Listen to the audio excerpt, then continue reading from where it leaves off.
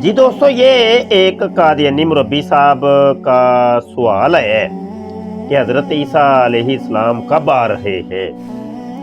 یہ اکثر قادیانی یہ وہی جو مشرکین مکہ سوال کیا کرتے تھے نا کہ وَيَقُولُونَ مَتَىٰ هَٰذَا الْوَعْدُ إِن كُنتُمْ صَادِقِينَ، کہ وہ وعدہ کب آئے گا اگر تم سچے ہو۔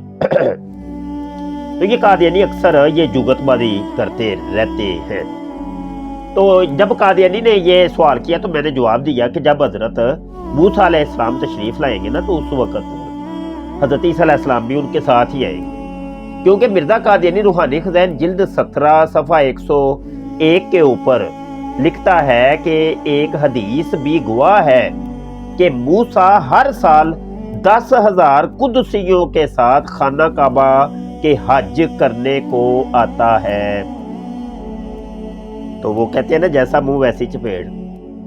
تو جب حضرت موسیٰ علیہ السلام حج کرنے آئیں گے نا ان کے ساتھ ہی حضرت عیسیٰ علیہ السلام بھی تشریف لائیں گے۔